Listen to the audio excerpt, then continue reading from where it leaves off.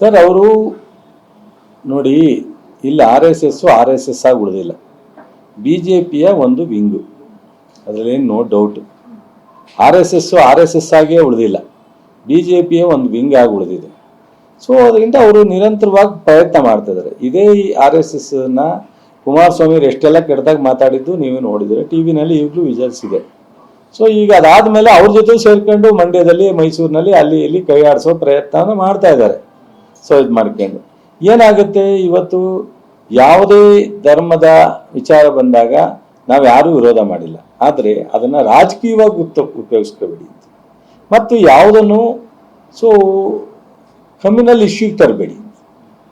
ನಾವು ಹೇಳ್ತಕ್ಕಂಥದ್ದು ಯಾವುದೇ ಇಶ್ಯೂ ಆಗಲಿ, ಸೊ ಅದನ್ನು ಧಾರ್ಮಿಕವಾಗಾರ ನಡೆಸಿ ಅಥವಾ ನೀವು ಯಾವುದೇ ವೈಯಕ್ತಿಕವಾಗಿ ಹಿತಾಸಕ್ತಿಯಿಂದಾರು ಮಾಡಿ, ಆದರೆ ಈ ಥರ ಒಂದು ಕಮ್ಯುನಲ್ ಇಶ್ಯೂ ಮತ್ತು ಪೊಲಿಟಿಕಲೈಸ್ ಮಾಡದೇ ಇದ್ದರೆ ಸೊ ಅದು ಒಂದು ಹೆಲ್ತಿ ಆಗಿರುತ್ತೆ ಅಂತ ಅದನ್ನು ಮಾಡ್ತಾ ಇಲ್ಲ. ಸೊ ಬಟ್ ಅದ್ರ ನನ್ನ ಅನಿಸಿಕೆ, ಹಳೆ ಮೈಸೂರಿನಲ್ಲಿ ಅವ್ರಿಗೀಗ್ಲೂ ಬಿ ಜೆ ಪಿಗೆ ಜೆ ಡಿ ಎಸ್ಸೇ ಒಂದು ಸ್ವಲ್ಪ ಶಕ್ತಿ ವಿನಃ ಸೊ ಸಂಘಟನೆ ಏನು ಅದರಿಂದ ಫಲಪ್ರದ ಆಗ್ತಾ ಇಲ್ಲ. ಜೆ ಡಿ ಎಸ್ಸು ಇದೆ, ಇಲ್ಲ ಅಂತ ಹೇಳಲ್ಲ. ಅವರು ಸಿದ್ದರಾಮಯ್ಯನವರು ಒಂದು ಸಲ ಹೇಳಿದಾಗೆ 58-59 2004 ಗೆದ್ದಿತ್ತು. ಅದಾದಮೇಲೆ 40 ಕ್ರಾಸ್ ಮಾಡೋಕ್ಕಾಗಿಲ್ಲ.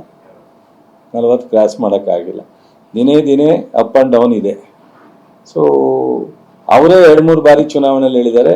ನಾನು ಈಗ ಯಾಕೆ ಕರುಣಾನಿಧಿ ಮಗ ಒಂದು ಗೌರ್ಮೆಂಟು ಫುಲ್ ಪ್ಲೇಟ್ ಗೌರ್ಮೆಂಟ್ ತೊಗೊಳಕ್ಕಾಗತ್ತೆ?